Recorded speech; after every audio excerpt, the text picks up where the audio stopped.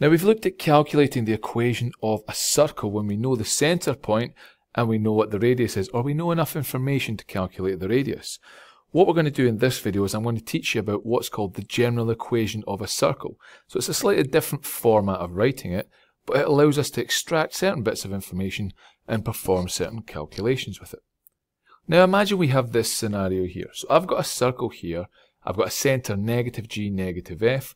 There's a generic point somewhere on the edge of the circle and I want to know the equation of that circle. Now remember, the generic equation of our circle is given by the equation x minus a squared plus y minus b squared equals r squared. So it's given by this form here. Now in this case, the a and the b come from here, so my a is equal to the -g, my b is equal to the -f.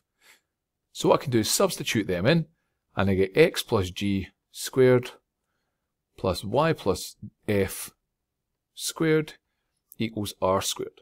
What I can now do is multiply out these two brackets. So if I multiply out the x plus g squared, I get x squared plus 2gx plus g squared. And if I multiply out the y plus f, I get y squared plus 2fy plus f squared. And that equals r squared. Now in each of these parts here, if you look, I've got a squared of each term, so an x squared and a y squared. I've got a term involving a single power, so 2gx, 2fy, and I've also got g squared, f squared, and r squared. Now all three of them are the equivalent of constants. If I group all of these together, I'm able to write that in the form x squared plus y squared plus 2gx plus 2fy plus g squared plus f squared minus r squared equals 0. Now I know that this here is going to give me a constant, so let's just label this as the constant c. What I can then say is I've got x squared plus y squared plus 2gx plus 2fy plus c equals 0. And actually this is the general equation of a circle. So this is the formula we're after. Now from this, I'm able to get two bits of information. One is the centre, and I get that by looking at these parts here. Now if I look at these parts here, I can get the centre of my circle as being -g, -f. Now it kind of comes from this bit being substituted in. I'll show you why in a second. So my centre C is given by this. My radius, well, I can calculate that based on this relationship here. I know that I've said C equals g squared plus f squared minus r squared. I can rearrange this to give me r equals the square root of g squared plus f squared minus c, and that there is how I'm able to calculate the radius based on the values that are given in here. So if I get given a circle in this form, I'm able to use these properties here to calculate where the centre of that circle is and what the radius of that circle is. Now, one thing we have to make sure though is about this. We have to have g squared plus f squared minus c greater than 0. If we don't have it bigger than 0, we're taking the square root of a negative number. We can't do that. We don't have a radius. It doesn't exist. It's not a circle. So we have to make sure that this is satisfied as well. Now, I'm going to show you exactly what I mean with this and exactly how we prove it. Now imagine, let's take the generic equation that I just said there. So the x squared plus y squared plus 2gx plus 2fy plus c equals 0. Now for this, what I'm going to do is I'm going to shift the c across. So I'm going to have my x squared plus y squared plus 2gx plus 2fy equals -c. Now, these are almost in quadratic forms, x squared plus 2gx and y squared plus 2fy. If I wanted to group them as a single bracket squared, i.e. x minus something squared, y minus something squared, I'd have to have a g squared and I'd have to have an f squared. I'd have to write it as x squared plus 2gx plus g squared. I'd then have to make sure I had the y parts all grouped together. So I'd have to have plus y squared plus 2fy then plus f squared to take that into account. Now, I've added a g squared and an f squared on this side, so to keep it balanced, I have to do the same on this side. So I have to add on a g squared and an f squared to keep this the same. What I can then do is factorise these parts. So if I've got x squared plus 2gx plus g squared, I can factorise that to x plus g squared, and I can do the same for the y, and have y plus f squared, and I know that that's equal to negative c plus g squared plus f squared. Now we know the formula for our circle, x minus a, y minus b, so I can rewrite this as x take away negative g squared plus y take away negative f squared equals the g squared plus f squared minus c. Now think of your generic equation of a straight line. There's your a, there's your b, so that means my centre, which was a comma b, simply becomes negative g, negative f, and I know then that my radius is given by this because I know that that equals r squared. So I know r squared is this, so to get the radius r, take the square root, and I get r equals the square root of g squared plus f squared minus c. So there you go, the two parts of the formula I'm after, proven in one go. Let's see how we use it. Now imagine I've got a circle here, x squared plus y squared plus 8x plus 4y plus 10 equals 0, and I want to know the centre and the radius of this circle.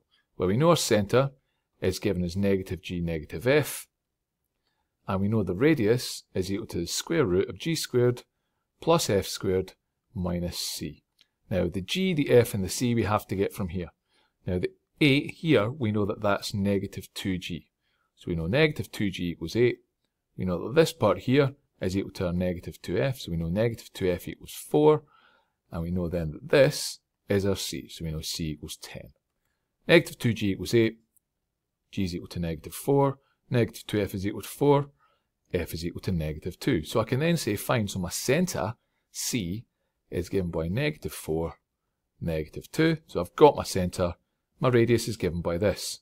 So the radius is given by the square root, negative 4 squared, plus negative 2 squared, take away 10. We just simply have to work it out.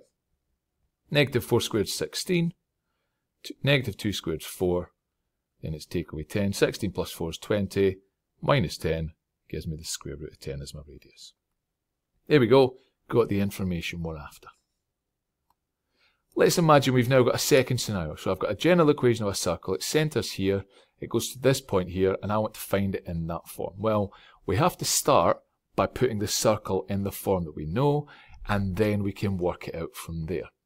So from here, what I'm able to say is my centre is given by this, so I know then that my a is equal to 2, my b is equal to negative 3, and I can calculate the r by using these 2 points here. So I know it's going to be the square root of 2 take away negative 1 squared, just from the previous formula we had for it, plus negative 3 take away 4 squared. So we've got each of the parts, it's just a case of simplifying it. 2 take away negative 1 squared, so 2 minus minus 1 is 3, 3 squared is 9. Negative 3 take away 4 is negative 7, negative 7 squared is 49. So in this case, I know that r equals the square root of 58. So I've got the parts I need here, I can put them in my formula. Now, it's x minus a squared plus y minus b squared equals r squared. We know r, so r squared is just 58, so my formula gives me x minus 2 squared plus y minus b, well it's minus minus 3, so y plus 3 squared equals square root of 58 squared equals 58. So it's now just a case of multiplying all this out and getting it in the correct form. So multiply at the x bracket, I get x squared minus 4x plus 4. This one here gives me plus y squared plus 6y plus 9, and that equals 58. So now it's a case to get it all on the left hand side, so it's equal to 0, and get the parts together that we want.